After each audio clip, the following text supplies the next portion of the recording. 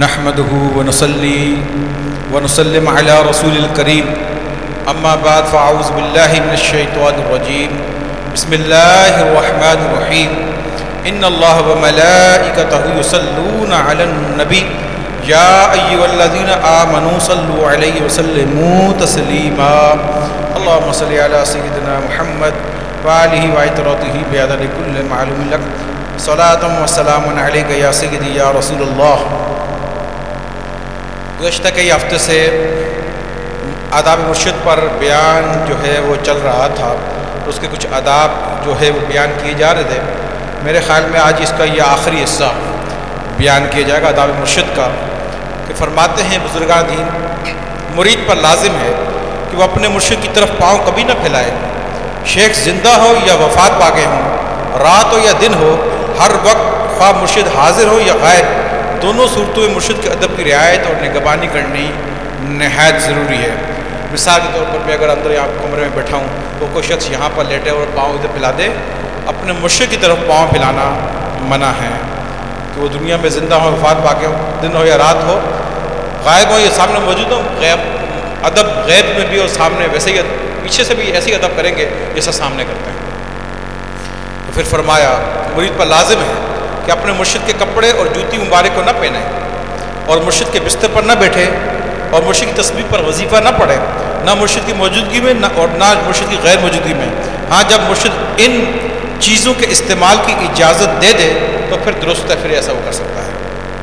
پھر آگے فرماتے ہیں یعنی مرشد کی چپل مبارک میں کبھی پاؤں نہیں رکھنا چاہیے، نہ پہننا چاہیے، نہ ان کے کپڑے استعمال کرنے چاہیے، نہ ان کے بستر پہ بیٹھنا چاہیے، نہ ان کی تسبیح پڑھ لو برقے تو ہم ہی وظیفہ پڑھ لیں، یہ سب بیت بھی ہے۔ مرشد کسی چیز کی اگر اجازت دے دے، یعنی اپنا لباس کسی مرید کو دے دے اور پہننے کی اجازت دے تو وہ ایک علیحدہ بات ہے۔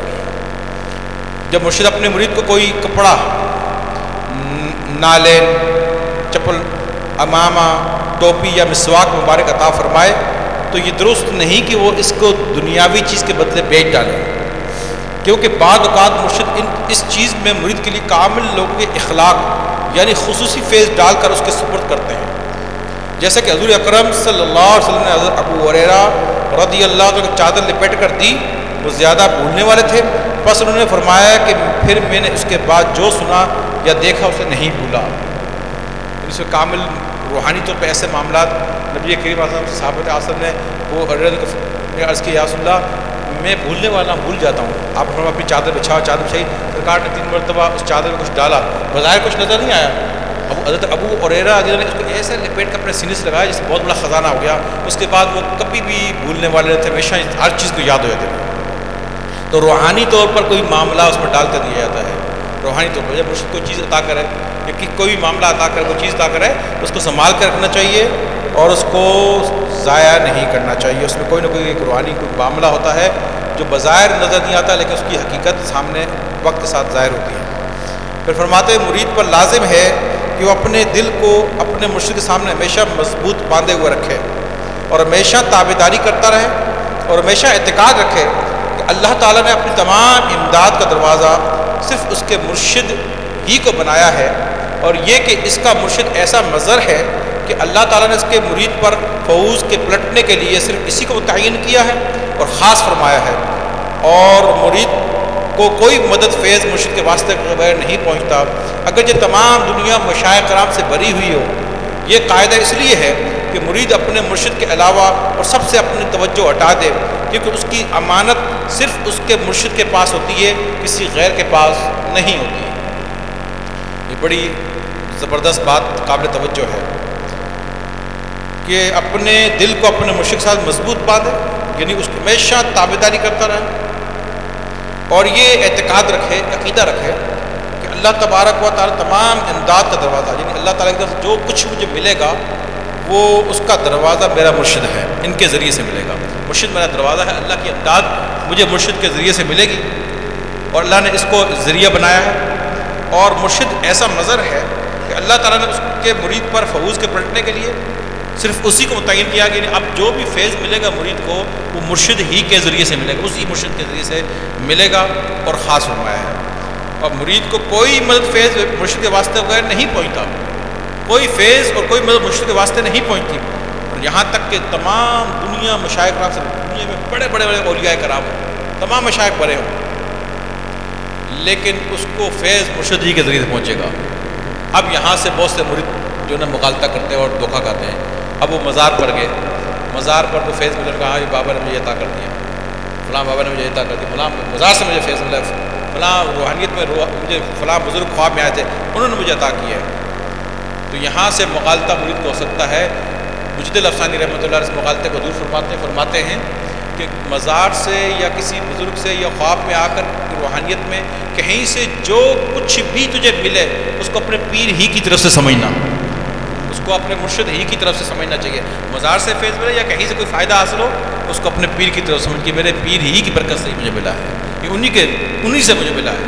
یہاں سے مغالطہ نہ کرنا، 1 2 3 4 نہ کرنا، مرشد ایک ہی ہوتا ہے اور اس کی طرف توجہ فرمایا اس لیے کہ وہ مشائخ جو ہیں وہ جو کچھ دیتے ہیں وہ مرشد ہی کے وسیلے سے ملتا ہے، وہ مرشد کو تو مرشد سے ملتا ہے۔ اس لیے یہ قاعدہ اس لیے رکھا ہوا ہے، ایسا کیوں کیا ہے؟ اور اس لیے یہ قاعدہ رکھا گیا ہے کہ مرید اپنے مرشد کے علاوہ سب سے اپنی توجہ ہٹا دے، توجہ کا قبلہ ایک ہونا چاہیے، یہ نہیں کبھی ادھر بیٹھ گئے کبھی ادھر بیٹھ گئے، کبھی اس بابا کا پاس اس بابا کا بیٹھ گئے، یہ تو مطلب جھوٹے بابوں کی بات نہیں ہو رہی۔ یہاں تک فرمایا کہ سچے اولیاء بھی ہوں تو بھی توجہ کا قبلہ ایک ہوگا، اگرچہ وہ بزرگ ہیں لیکن توجہ کا قبلہ ایک ہوگا، ایک طرف سے توجہ ہوگی، یہاں سے فیض ملتا ہے۔ یہاں سے تمہارا مرشد کون ہے؟ جو تمہارے باطن کو سنوار دے، جو تمہارے اندر تبدیلی لے آئے، جو تمہیں گناہوں سے چھٹکارا دلا دے، جو تمہیں نیکی کے راستے پہ چلا دے، اور تمہیں جو تمہاری برے اخلاق نکل جائیں اور اچھے اخلاق آنا شروع جائیں، وہ مرشد ہے۔ اور کسی ایسے مرشد کے پاس جائیں اور جہاں پر یہ چیزیں حاصل نہ ہوں تو مرشد کو بدل بھی سکتے ہیں، چھوڑ سکتے ہیں اس مرشد کو، تو ہمیں اصل مقصود اللہ کی ذات ہے، اور مقصود اگر وہاں پر ملتا ہے تو ٹھیک ہے، ورنہ بندوں کے سامنے بیٹھنے کا ہمیں کوئی حکم نہیں کہ آپ کسی عام بندے کے سامنے بیٹھ جائیں۔ یہ بت پرست ہوتے ہیں، بتوں کی پوجا کرتے ہیں۔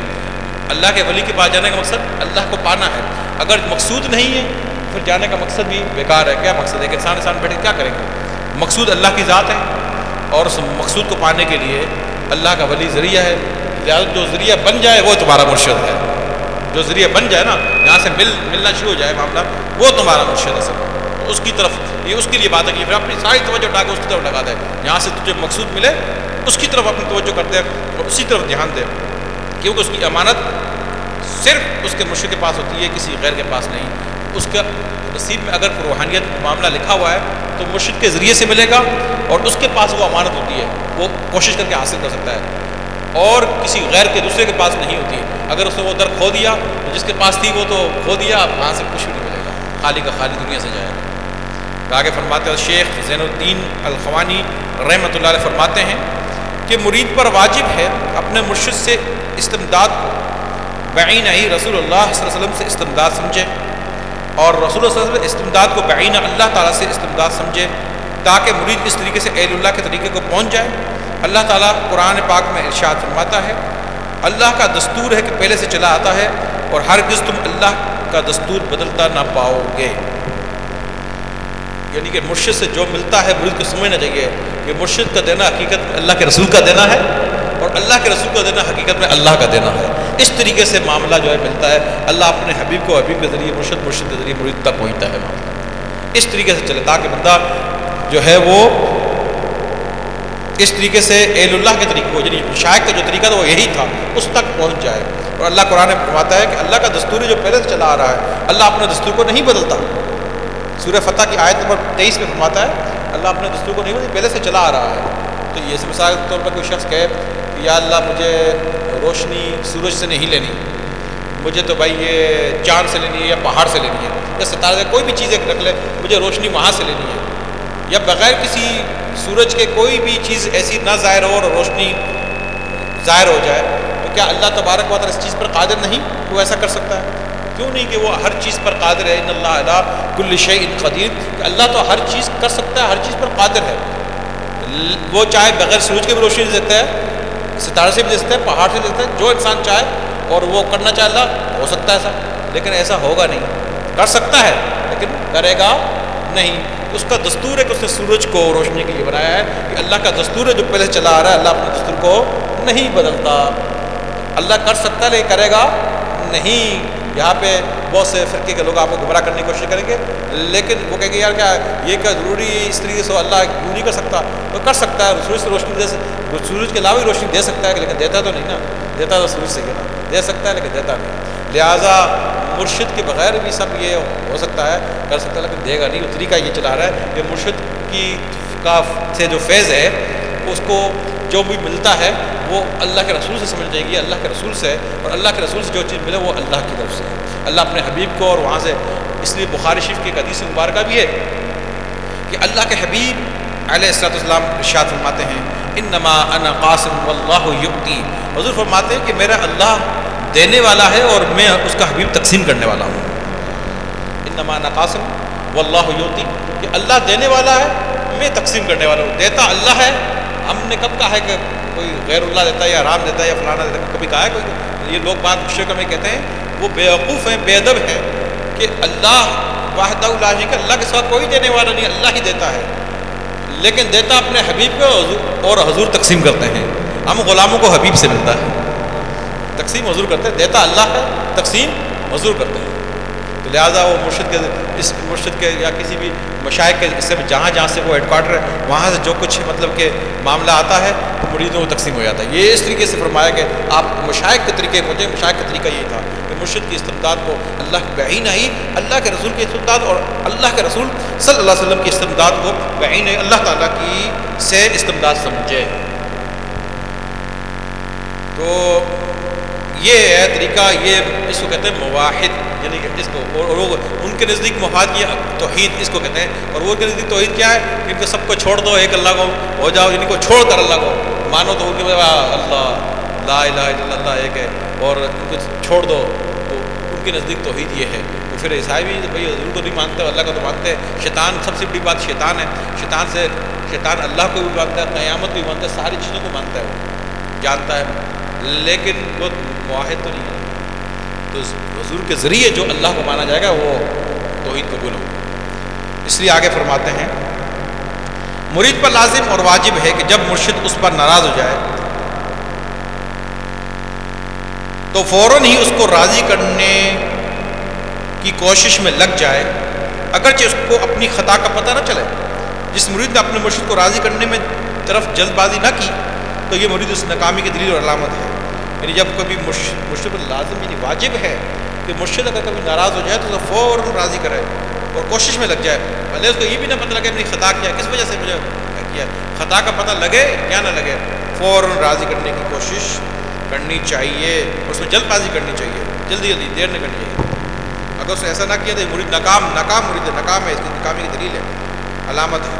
مرید پر لازم ہے کہ اپنے مرشد کی نیند کو اپنی عبادت سے بہتر سمجھے، کیونکہ مرشد امراض باطنیہ سے محفوظ ہوتا ہے، اس کی نیند عبادت لائی میں سستی کی بنا پر نہیں ہوتی، وہ ذوق کے مشاہدے کے لیے سوتا ہے۔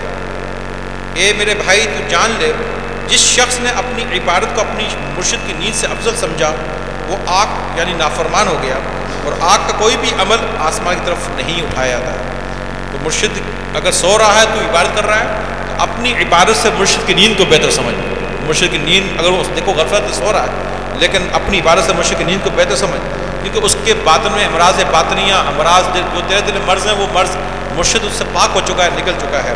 وہ باطن میں جب سو رہا ہے تو بھی اللہ کا مشاہدے میں ہے، اللہ کا مشاہدہ کرتا ہے۔ اللہ والے مشاہدے میں رہتے ہیں ہر وقت۔ پہلے بھی آپ کو کہا ہے کہ جو اللہ کے ولی ہوتے ہیں وہ مشاہدے میں ہوتے ہیں، 10 بقات میں ظاہر مخلوق کے ساتھ ہے، باطن ہر وقت اللہ کے ساتھ ہوتا ہے۔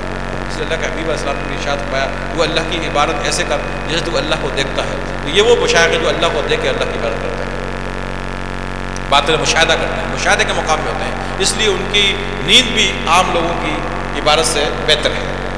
اور پھر فرمایا کہ جو کوئی بھی مرید کسی بھی معاملے میں اگر نافرمان ہو جائے گا، یہ ایک بڑا امپورٹنٹ مسئلہ، نافرمان ہو جائے گا اور مرشد ناراض ہو جائے گا یا اس کو نکال دے گا اپنے دربار سے، یا وہ نافرمان ہو جائے گا دل میں ظاہر باطن کسی طرح بھی، تو وہ آگ، تصور کیجیے آگ ہو جائے گا۔ تو کہتے ہیں آگ کا، اس میرے بیٹے کو آگ کر دیا، آگ۔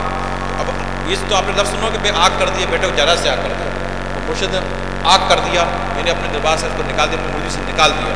اس کا مقصد کیا ہے؟ اس کا مقصد یہ ہے کہ آگ کرنے کا یہ نقصان ہوگا کہ وہ اب کوئی بھی نیک عمل اس کے بعد کرے گا، آگ ہونے کے بعد وہ آسمان کی طرف نہیں اٹھایا جائے گا۔ اگر نماز پڑھ کچھ بھی کر لے بھائی، وہ آسمان کی طرف نہیں اٹھایا جائے گا۔ اس سے بہت سے لوگ بہت سے معاملات سمجھ جائیں، بہت سے لوگ ایسے ہو چکے اور وہ عبادت بھی کرتے ہیں یا کچھ نیک کام بھی کرتے ہوں گے، لیکن آسمان کی طرف ان کا عمل نہیں اٹھایا جاتا۔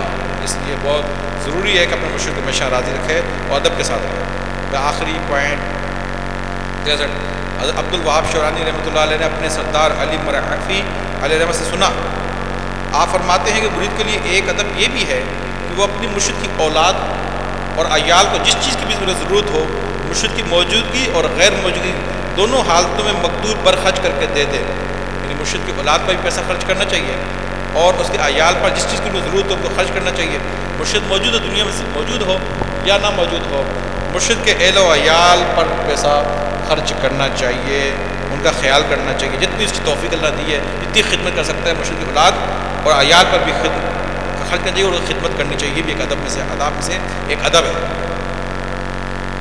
آگے فرماتے ہیں اگر مرید اپنے کپڑے یا امامے کے علاوہ یہاں تک فرماتے ہیں کہ کوئی چیز نہ پائے تو ان چیزوں کو بیچ کر ہی ان کی رقم سے جس چیز کی مرشد کے اہل و عیال کو ضرورت ہے انہیں دے دے۔ یعنی امامہ اور ظاہری بات ہے کپڑا کون بیچے گا، کوئی چیز بھی نہ ہو، یہ بیچ کر بھی مرشد کی اولاد کی اگر کو ضرورت ہے خدمت کرنی چاہیے، انہیں لے کر دیں۔ اپنے مرشد کے عیال کے لیے اپنی پگڑی اور کپڑے کے ایک ٹکڑے کو بیچنے کو، یعنی کوئی خدمت کرنے کو وہ شخص ناپسند کرے گا جس نے اپنے مرشد کے ادب کی بو نہ سونگھی ہو، کیونکہ آداب الہیہ میں سے ایک ادب جو مرشد نے اس کو مرید کو سکھایا اور جو توجہ مرید کو دی ہے اس کے لطائف زندہ ہوئے ہیں، دونوں جہاں اس کے برابر نہیں ہو سکتے۔ بس پگڑی اور کپڑے کا ٹکڑا یہاں کیا حیثیت رکھتے ہیں، یہ جاننا چاہیے کہ جب کوئی مرید اپنے مرشد اور ان کے عیال پر اپنا تمام مال بھی خرچ کر دے تب بھی وہ مرید یہ گمان نہ کرے کہ میں اپنے مرشد کے سکھائے ہوئے ایک ادب کا حق ادا کر چکا ہوں۔ یہاں پر رحمۃ اللہ فرماتے ہیں مرشد اولاد پر پیسہ خرچ کرے اور وہ شخص نہیں خرچ کرے گا کیونکہ اس نے جو مرشد ایک توجہ مجھے لطائف زندہ کی، تجھے اللہ سے ملایا، اب تو ذرا غور کرے گا، سوچے گا یار میں مرشد سے ملاقات نہیں ہوئی تھی، مرشد کے پاس مرید نہیں بنا تھا، جن کی نظر نہیں پڑی تھی، میں کیا حرکتیں کرتا تھا اور کن کن گناہوں میں مبتلا تھا، کیا گندے کام میں کیا کرتا تھا، اگر یہ نہ ملتے تو میں وہی گندے کام کرتا اور میری موت آتی تو پھر ٹھکانا کہاں ہوتا، کہاں جاتا۔ ان کی ایک توجہ سے، نظر سے، ان کی صحبت نے میری کایا پلٹ دی، گندگیاں مجھ سے دور کر دی، خرابیاں مجھ سے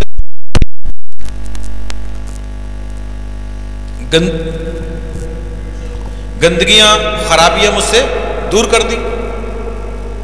تو یہاں پر تھوڑے پیسے جو اولاد پر خرچ اس کی کیا حیثیت ہے، لہٰذا وہ توجہ کے عوض نہیں ہو سکتے، توجہ کے عوض نہیں ہو سکتے، بلکہ وہ توجہ جو ہے دو جہاں بھی اس کے برابر نہیں ہو سکتے، کیونکہ وہ اللہ کی یاد تجھے مبتلا کر دیا کہ اسی کی عوض تمہیں آخرت میں جنت ملے گی، اللہ کی رضا حاصل، سب کچھ تجھے اس سے حاصل ہوا، دنیا بھی آخرت بھی۔ تو لہٰذا اگر تو کتنا بھی مال خرچ کر لے، کتنی بھی خدمت کر لے، دل میں یہ خیال نہ لانا کہ میں اسی ایک ادب کا، یعنی ایک توجہ کا یا اسی ایک بات کا حق ادا کر چکا ہوں، یہ خیال دل میں مت لانا۔ ساری زندگی تو خدمت کرتا رہا، خدمت کرنی چاہیے، لیکن یہ خیال نہ رہنا۔ یہاں پر بیان چونکہ 63 آداب تو پورے ہو گئے، لیکن شہاب الدین سہروردی رحمۃ اللہ علیہ نے اپنی کتاب جو ہے مشہور کتاب، اس کا ذہن میں نام نہیں آیا،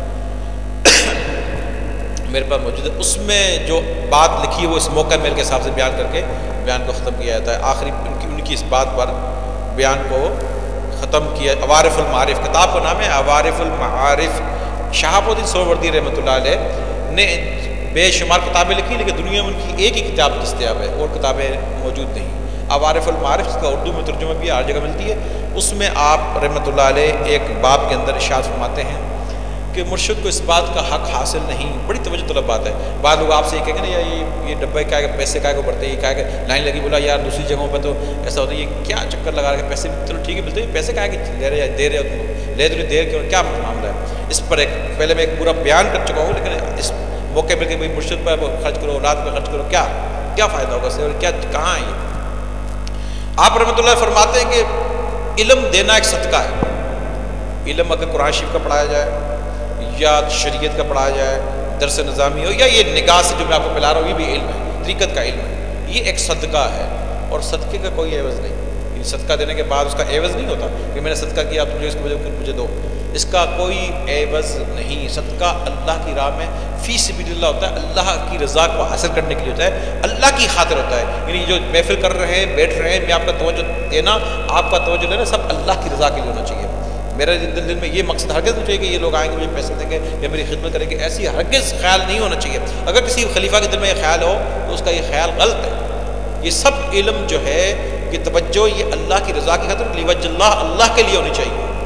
لیکن فرماتے ہیں سب کچھ اللہ کے لیے ہونا چاہیے، لیکن فرماتے ہیں آپ اس کے بعد لیکن اللہ کی طرف سے حکم ہے، اللہ کی طرف سے حکم ہے کہ مرشد کو کہ اگر کوئی مرید اس کو نذرانہ دے تو وہ اس کو منع نہ کرے، قبول کر لے. تو یہاں پر مشائخ کا وہ قول بھی بیان کیا جائے گا کہ میرے اپنے لیے بھی اور میرے جو خلفاء جو خانقاہ چلا رہے ہیں ان کے لیے بھی یہ لفظ یاد رکھنا، لا تما، لا منع، لا جمع، کہ کبھی کسی مرید کے لیے دل میں تما نہ رکھ کہ وہ آئے گا مجھے پیسے دے گا یا کپڑا دے گا یا فلانی خدمت کرے گا، یہ کرے گا وہ کرے. تما صرف دل میں تما رکھنا، لالچ دل میں، لالچ، لا تما، لالچ کبھی نہیں رکھنی. لا منع، اگر کوئی مرید آ جائے اور تجھے خدمت کرے، تیرے پاؤں دبائے یا پیسہ دے یا کوئی بھی خدمت، کھانا کھلائے، کپڑا دے، کوئی بھی خدمت کرے، لا منع، اس کو منع نہیں کرنا، اس سے لے لینا ہے، اس کو قبول کرنا ہے. کیونکہ تحفے کو قبول کرنا سنت رسول اللہ صلی اللہ علیہ وسلم ہے. آپ صلی اللہ علیہ وسلم کے دربار میں کوئی شخص دیہاتی آتے رہے، اعرابی آتے رہے اور غریب آتے رہے، امیر آتے رہے، جس کی جیسی حیثیت ہوتی تھی وہ گاؤں کے لوگ آتے، حضور آپ کے لیے سبزی لے کر آئے. کھیتوں میں کام کرتے، اپنے کھیت تھے، وہ سبزیاں لے کے آئے تھے، حضور سبزی لائے. سرکار نے نہیں فرمائی کہ کون سی سبزی میں نہیں کھاتا، کیا سرکار نے وہ سبزی رکھ لی. کوئی اونٹ لے آیا، کوئی بکری لے آیا، جو چیز لایا کرتے تھے آپ صلی اللہ علیہ وسلم اس کو تحفے کو قبول فرمایا کرتے تھے.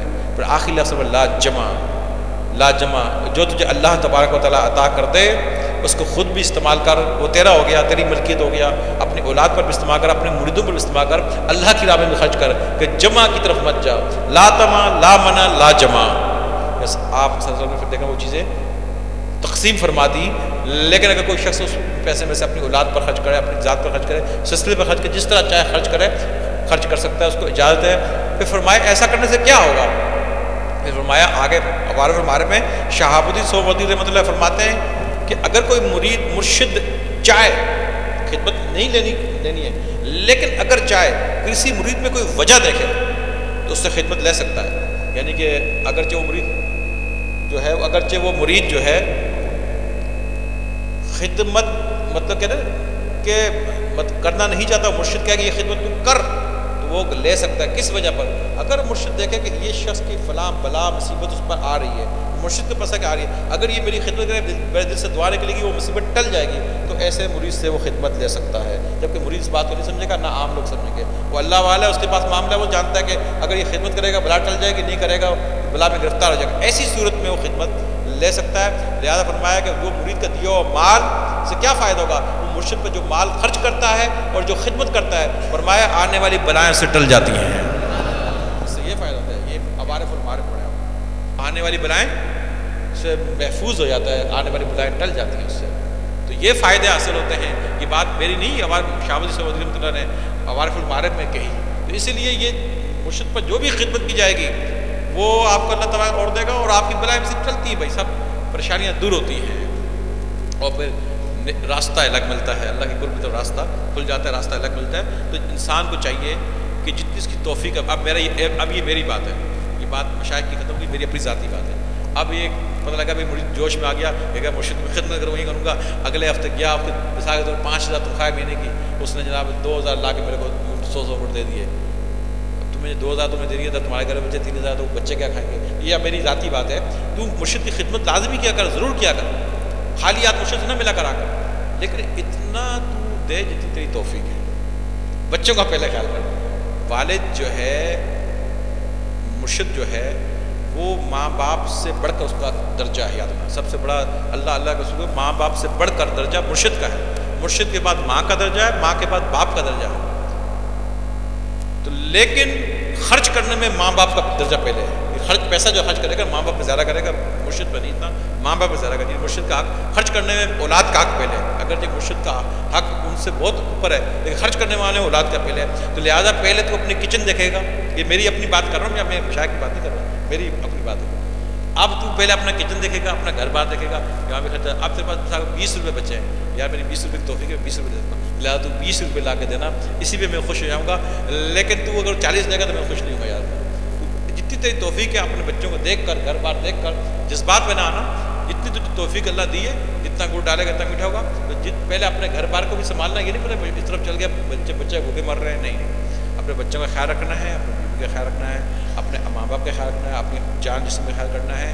یہ ایک طریقہ استقامت کا ہے کہ اس پہ چل کے آپ استقامت کے ساتھ انشاءاللہ آگے بڑھتے رہیں گے انشاءاللہ. تو مرشد کی خدمت لازمی کرنی چاہیے, آپ کو ضرور کرنی چاہیے, لیکن اتنی جتنی اللہ نے آپ کو توفیق دی, جتنی آپ کی گنجائش ہے, اس کے حساب سے آپ خدمت کریں. اللہ تبارک و تعالیٰ آپ کا دیا ہوا قبول فرمائے, آپ کی خدمت قبول فرمائے, اور یہ اللہ رب دعا ہے کہ اللہ تعالیٰ ہم سب کو ان باتوں پر عمل کرنے کی توفیق عطا فرمائے, مرشد کی خدمت کرنے کی, اس کی صحبت اختیار کرنے کی توفیق عطا فرمائے. تو ہر جمعے کو لازمی طور پر آپ یہ دیکھیں نا, یہ ساری باتیں جو ہے, یہ آداب کی کتنی باتیں آپ نے آج سیکھ لی. اب یہ آئیں گے تو سیکھیں گے, میں بیان کروں گا. صحبت کریں, بیٹھیں, علم کی محفل میں بیٹھیں, توجہ میں بیٹھیں. تو جمعے کو لازم اس سے ملاقات کیا کریں آگے, تاکہ آپ کو کچھ گفتگو اور کچھ باتیں بھی سننے کو ملیں, اور اس کے علاوہ جو ہے آپ کے اندر جو کیفیات ہے, پورا کچرا, پورے ہفتے کا کچرا جو ہوتا ہے نا, وہ بھی بالکل صاف ہو جائے گا, بالکل معاملہ سیٹ ہو جائے گا. تو اس لیے صحیح طریقے سے آپ اس راہ پر چلتے رہیں گے, شیطان سے محفوظ رہیں گے.